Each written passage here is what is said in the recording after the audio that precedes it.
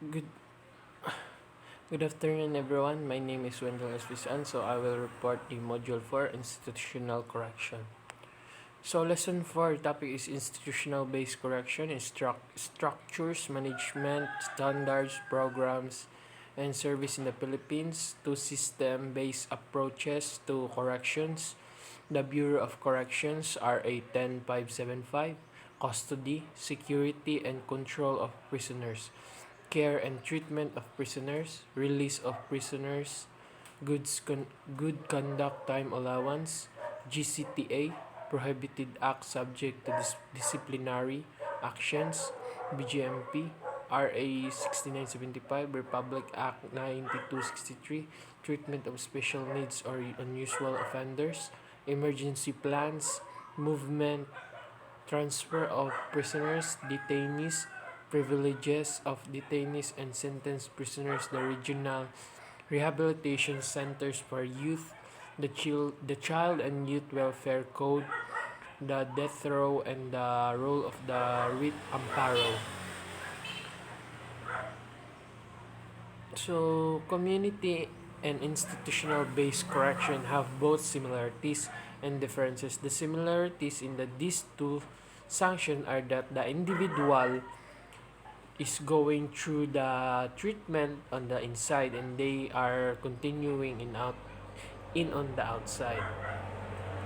The difference is community-based correction are your either placed on parole or given probation, and institutional-based correction means that the individual is placed in a prison or jail, which means they are housed in secure correctional facility. The two types of correction is institutional corrections. Is refers to those persons housed in secure. Community corrections, the supervision of criminal offenders in the resident population as opposed of confining offenders in secure correctional facilities. The difference of institutional correction and non-institutional correction. The difference is that non-institutional investor is an individual person and an institutional investor is some type of entity, a pension fund, mutual fund company, bank, insurance company, or any other large institution. So what is the main purpose of institutional correction? Correction focus on rehabilitation and regards inmates and patients who need treatment and guidance in order to become productive and responsible members of society upon their release. So what are the four functions of corrections? So the first is incapacitation. Incapacitation in the context of criminal sentencing philosophy. One of the function of punishment involves capital punishment, sending an offender to prison or possibly restricting their freedom in the community to protect the society and prevent that person from committing further crimes. Next is deterrence. Deterrence refers to the idea or theory that the possibility of punishment will prevent people from committing crimes and so diminish the likelihood and or amount of crime in society. Next is retribution. Serve the goal of behavior modification only when it is used in proper measure to structure painful consequence for destructive behavior. Next is rehabilitation. Rehabilitation is an central goal of the correctional system. This goal rests on the assumption that individual can be treated and diseased from crime. Rehabilitation was a central feature of correction that first half of the 20th century. So what is correction in criminal justice system in the Philippines? So corrections is one of the imperative pillars of criminal justice administration. It is asked to safekeep and to rehabilitate those convicted by the court. It is correction where the better part which is the greater duration of sentence person as he spends the judicial prescribed penalty. So, programs and services in the Philippines. Community-based programs. Community welfare program, social preparation for people, participation service, family welfare program, family casework, child and youth welfare program, persons with disability welfare program, senior citizen welfare program, and emergency welfare program. What are the social program in the Philippines? Pantawid Pamilya Pilipino Program, Kalahi, SEEDS, Bisig Laban sa Kahirapan, Comprehensive and Integrated Delivery of Social Services, Listahan, National Household Targeting System for Poverty Reduction, Sustainable Livelihood Program, Supplementary Feed Program, and Social Pension Program. The basic social service in the Philippines. So, social development has improved the access of Filipino to quality basic social service delivery in education, training, and culture, health and nutrition, population and development, housing, social protection, and asset reform. What are the service of the Philippines? The service sector is composed of a diverse range of services, including retail and business services, education, and health, among others. Some services are used as input in production while others have direct impact on human capital development. What is correctional system? The Philippines. To limit the length of incarceration, the Philippines also uses absolute pardons, conditional pardons, communication of sentences, amnesty, parole, and good conduct allowance. Correction facility rules and designed to allow prisoners to develop personal social relationship. Two system-based approach to correction. Institutional-based treatment program, it is the program of result of formal training in school or classrooms intended to shape the mind and attitude of prisoners towards good living upon their release. Community-based treatment programs. Community-based treatment programs, a specific integrated model of treatment for people affected by drug use and dependence in the community, which is provides a continuum of care from outreach and low threshold services through detoxification and stabilization to aftercare and integration, including maintenance. What is RA 10575? So RA 10575, otherwise known as the Bureau of Correction Act of 2013, for the purpose of prescribing and applying the necessary rules and regulation for the strengthening of the correctional service. What is the purpose of Bureau of Jail Management and Penology? The Bureau of Jail Management and Penology is mandated to direct, supervise, and control the administration and operation of all district, city, and municipal jails nationwide with broad tasks of safekeeping and developing of person deprived of liberty, or PDL. What is the rank of the head of the Bureau of Correction under the RA 10575? So, the Director General refers to the highest officer in Bucor with the rank of Undersecretary as a civilian employee in the uniformed service who is authorized to wear the three-star rank insignia as symbol of authority and command responsibility. What are the degrees of custody of prisoners? Note that correctional facilities also vary by security level. The federal government uses a number scale to label prisons on a scale from 1 to 6, with level 6 representing the highest security level. Most state prison systems label their correctional facilities as minimum, medium, or maximum security. What are the 7 penal institutions of Bureau of Correction? First is the New Bilibid Bureau of Correction, New Bilibid Prison. So, the New Bilibid Prison in Muntinlupa, Metro Manila is the main insular penitentiary designed to house the prison population of the Philippines. It is maintained by Bureau of Corrections under the Department of Justice as November 2021. The NBI housed 28,545 inmates, which exceeds its ideal capacity of 6,435. Next is Correctional Institution for Women. Correctional Institution for Women. The Correctional Institution for Women is a women prison located in Mandaluyong, Metro Manila, Philippines. The prison is operated by the Bureau of Corrections. The prison first opened on 18-hectare property on February 14, 1931. Previously, women held on the old Bilibid prison. Next is Iwahig Prison. The unique prison without bars was established by the American is in 1904. The inmates then vast farm instead of idly spending time behind bars. The more enterprising earned by making handicraft and other productive activities during their spare time.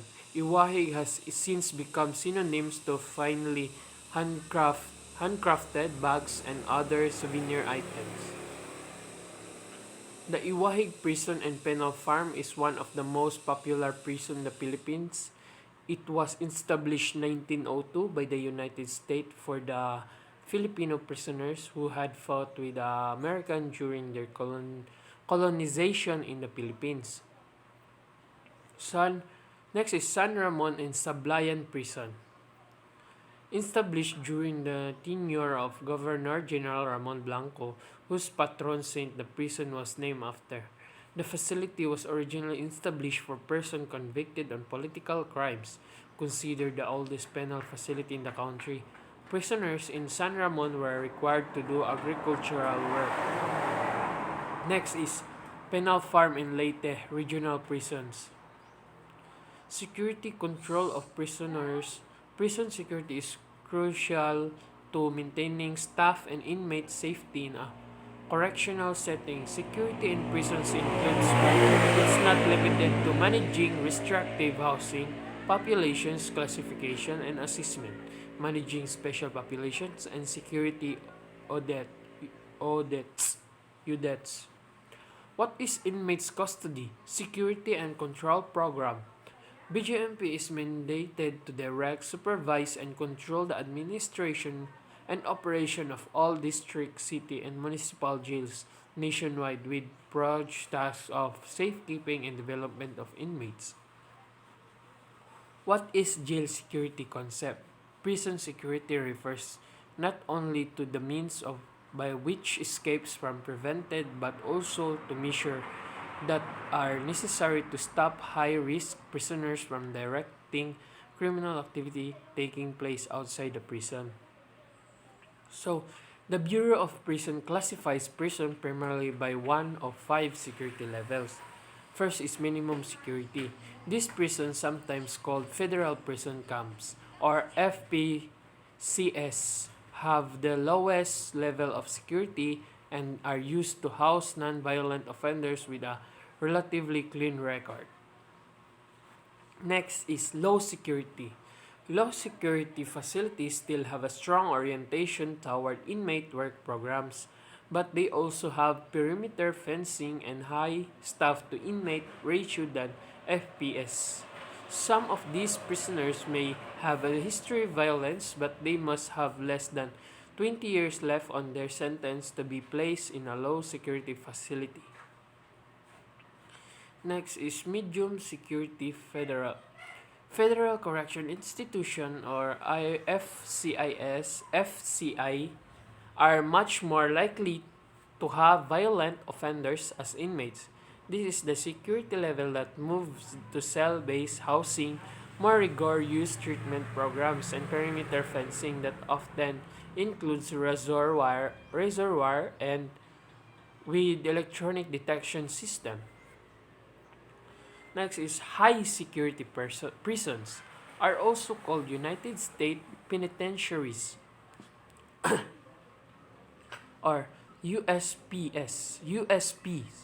As you might imagine, they provide the highest level of security where inmates are closely monitored by guards and cameras. USPs are surrounded by razor wire fencing or walls, and most also have watchtower. So next is administrative.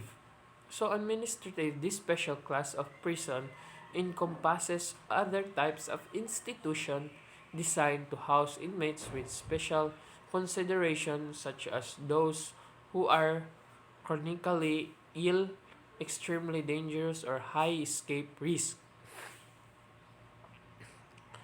Physical security prisons. The main purpose of the security type is to prevent inmates from escaping.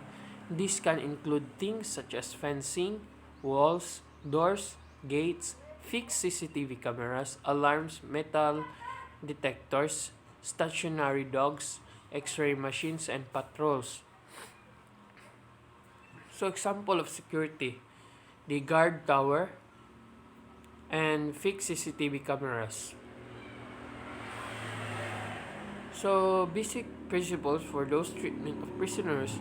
All prisoners shall be treated with the respect due to their inherent dignity and value as a human beings. There shall be no discrimination on the grounds of race, color, sex, language, religion, political or other opinion, national or social origin, property, birth or other status. Standard rules of treatment of prisoners in the Philippines. All prisoners shall be treated with the respect due to their inherent dignity and value as a human being. There shall be no discrimination on the grounds of race, color, sex, language, religion, political or other opinion, national or social origin, property, birth, or other status. Release prisoners. Parole is a form of conditional release usually for longer term prisoners. It If you are released on a parole, your sentence is not over. Conditions are imposed in a parole order and continue to apply for the remaining time for your court imposed sentence or for life in the case of life sentence offenders. So, what steps are the release process of federal prison? Release preparation, the BPO will begin to prepare your for release 18 months before your release date. Much of this focuses on preparing you to find work after you leave prison. The program includes classes on topics such as job search, resume writing, and job retention. So next is transfer to pre-release custody. In many cases, you won't go straight from prison to your home. The federal system uses a system called pre-release custody. By law, you should be allowed to spend the last part of your sentence in pre-release custody. This could be in a halfway house, community correction center, or in-home confinement. Supervised release. In the federal system, supervised release takes the place of parole. You will spend some time after your actual release from custody under supervision. The condition of this depend on many factors including the crime that sent you to prison and your behavior inside. Full release. After you complete your supervised release, you will finish your sentence in full. You won't have to report to the BPO, BOP, or anyone else anymore. There are three types of parole. Discretionary parole is when an individual is eligible for parole or gets before a parole board or prior to their mandatory parole eligibility date. Mandatory parole occurs when a prisoner hits a particular point in time in their sentence. When an inmate is sent to prison, two clocks begin. Expiratory release means that a person has served their entire sentence length and sometimes more.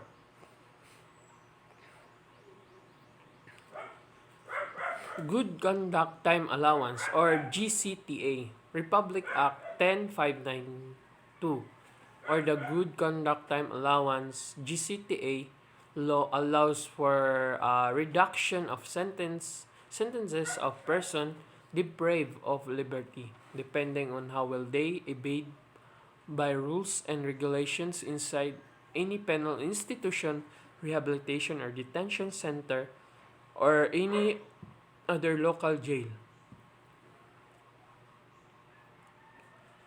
Who made GCTA law in the Philippines? The Good Conduct Time Allowance Bill, also known as Republic Act number 10592, was approved by the Congress and was signed by then President Benigno Aquino III on May 29, 2013. How long is the period of probation? Probation can be broadly defined as a trial period for newly recruited workers. Probation periods commonly last for 3 months, 6 months, or years. It's usually a fixed period of time and the beginning of the employment relationship during which the new employee is exempt from some contractual items. Prohibited acts subject to disciplinary action. Participation is illegal sexual acts, public display or pornographic materials, obscene language, giving gift, selling or engaging in barter with anybody, gambling, caution or reprimand, cancellation of privileges, deprivation of GCTA. What is disciplinary action? A disciplinary action is reprimand or corrective action in response to employee misconduct, rule violation, or poor performance depending on the severity of the case. A disciplinary action can take different form including a verbal warning, a written warning. What is RA 6975? Republic Act RA 6975, otherwise known as the Department of Interior and Local Government or DILG Act of 1990, an act where the Bureau of Fire Protection is thereby created in 1991, initially consisting of existing officers and uniformed members of the Fire Service of the Integrated National Police or INP. When was RA 6975 took effect? The promulgation of Republic Act 6975, otherwise known as the Department of the Interior and Local Government DILG Act of 1990, operationalized and initiated the call for a tangible reform of the country public safety services, particularly from the uniform bureaus under DILG.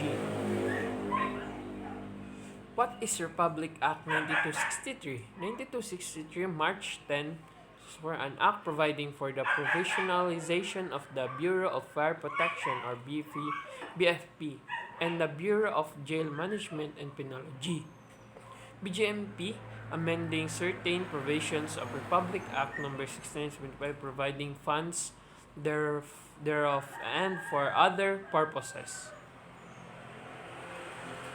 So, Republic Act No. 92, otherwise known as the Bureau of Fire Protection, BFP, and Bureau of Jail Management and Penology, BJMP, Professionalization Act of 2004, upgraded, among others, the qualification standards and designations of the uniformed personnel in these agencies.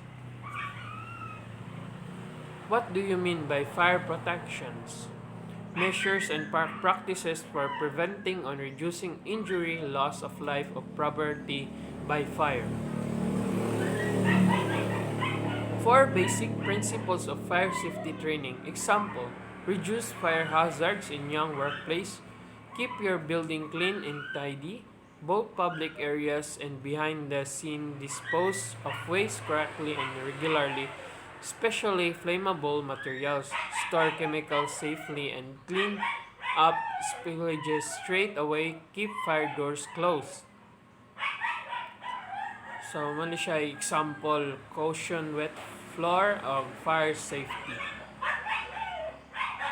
Keep an eye on fire-prone rooms. A house fire could develop at any time affecting any part of your home.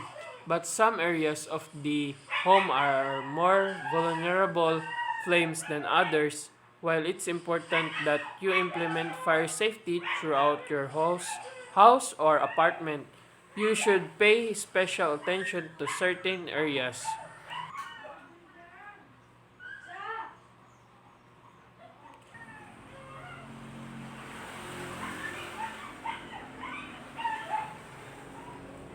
Keep up to date the fire detection and supervision system. Emergencies procedures must also be in place and practice to ensure safe evacuation in the event of a fire. Section 11 of the 2005 Act states that employers are required to prepare and revise adequate emergency plans and procedures and provide the necessary measures for firefighting the evacuation of the workplace. So this is the sample fire extinguisher and the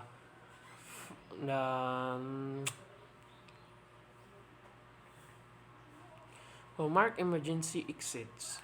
Floor marking provide many benefits for occupational system and health in virtual every industry. One of the most important of those benefits is safety improvement. For example, marking floors can help business better identify emergency exits and emergency routes and emergency routes.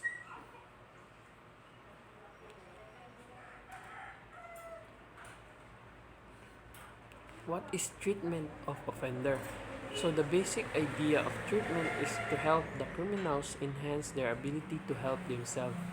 They focus on specific types of offenders such as sex offenders, violent offenders, drug addicts. Now most people believe some treatment programs will help some offenders to prevent recidivism to some extent. What is the different what is What is offender treatment in psychology? Offender treatment, we discuss the chances of enhancing treatment effect for offender population and of maintaining them after release from prison or forensic psychiatry. Keywords: offender treatment, forensic psychotherapy treatment, effectiveness review article, the roots of offender treatment. Emergencies preparedness is crucially important topic for every correctional institution. Large-scale inmate violence or natural disaster can threaten the steps you follow during an emergency situation in correctional setting.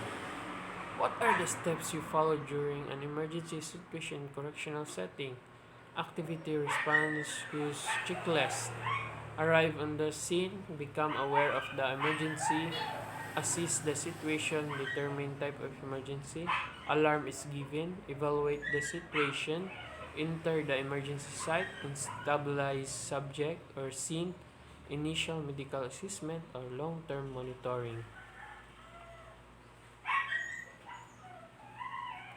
So why are prisoners move around? Usually prisons transfer occur because of changes in the prisoner's security level scoring. Other times prisoners may request transfer transfer to similarly rated facility for their own reasons. How prisoners transported between prisons? The U.S.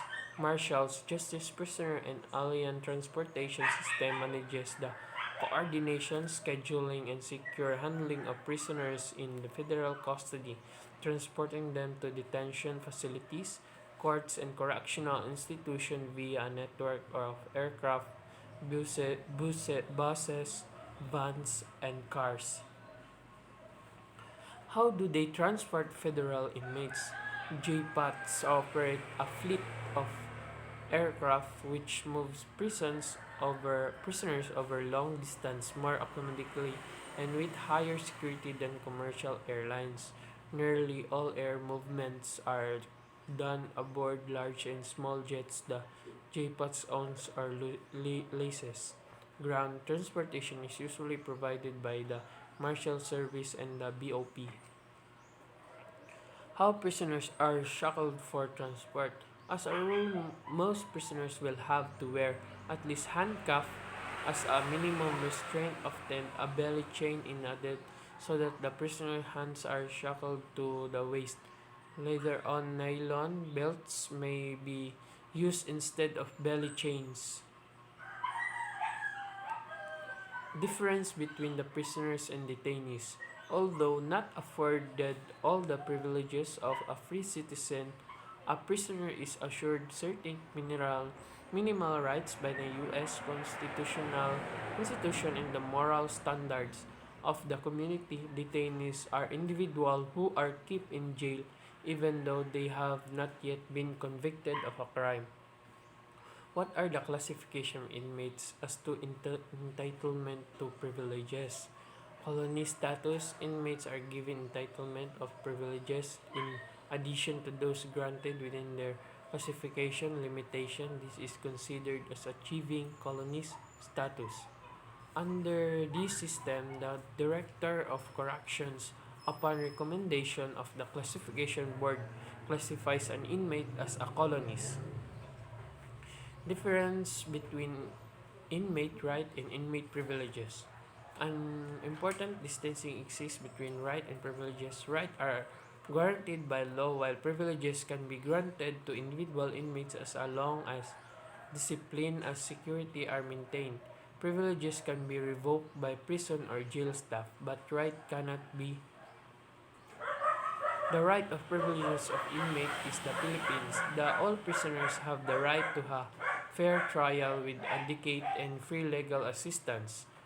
That performance under any form of detention or imprisonment have the right to be protected from cruel, inhuman, degrading treatment and punishment, including sexual violence and other forms of torture.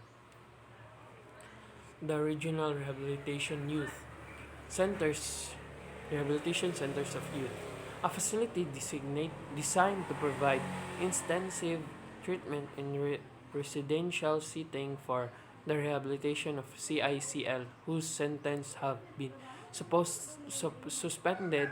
It serves as nurturing out of home placement for children in need or rehabilitation.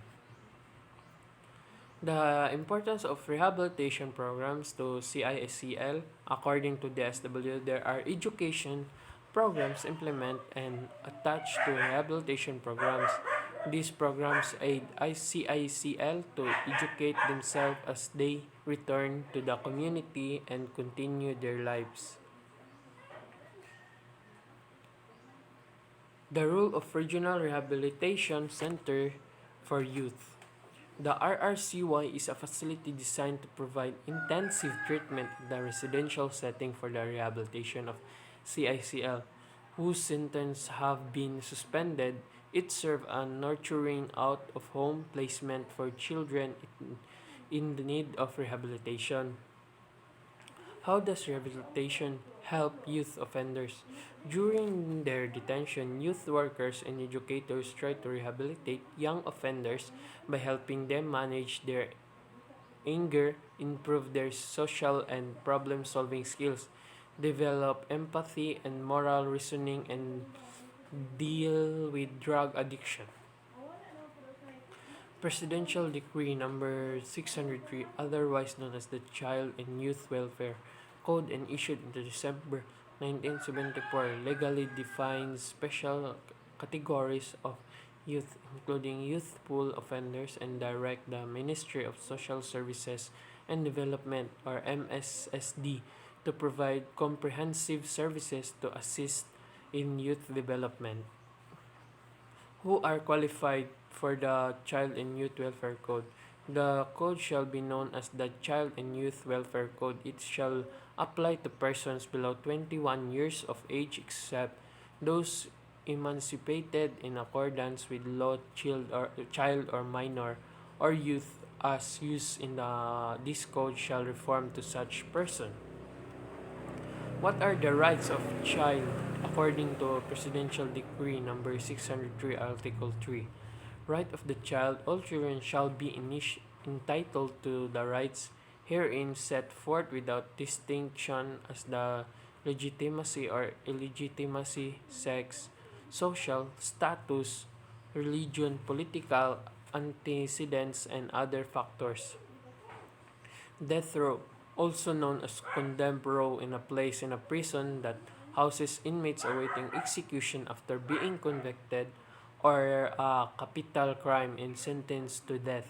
The terms also used figuratively figuratively figuratively to describe the state of awaiting execution being death row, even if the place no special facility or separate unit for condemned inmates. So death row is to ano siya ning napakay papilyon ka na sa execution nimo o nakay kaning last meal. So example of death row is electric chair. So diri kato ni siyang papungkuon ka din pakurintihan ka hangtod sa matay ka. Then lethal injection. How long do you sit in death row? Death sentence prisoners in the US typically spend more than a decade or death row prior exoneration or execution. Some prisoners have been on death row for well over 20 years. The role of the writ of amparo. The petition for a writ of amparo is a remedy available to any person whose right to life, liberty, security is violated or threatened with violation by an awful act or omission of public official or employee or a private individual or for entity. Why is writ amparo is important? The right of amparo is a legal procedure to protect human rights. Under this new legal remedy, state authorities can no longer use as a defense that they do not know where the missing persons are. What is amparo trial? The process trial of amparo, it is the jurisprudence that has systematized the fundamental right of constitutional protection. Those fundamental rights that are recognized by the amparo writ are not only constitutional but also international, legal, and even jurisprudential. Where can I file a writ of amparo in the Philippines? Where to file the petition may be filed on any day and at any time with the regional trial court of the place where the threat, acts, or omission was committed for any of its elements occurred, or with the Sandigan Bayan, the Court of Appeals, the Supreme Court, or any justice of such courts. So this is my all report. Thank you for listening.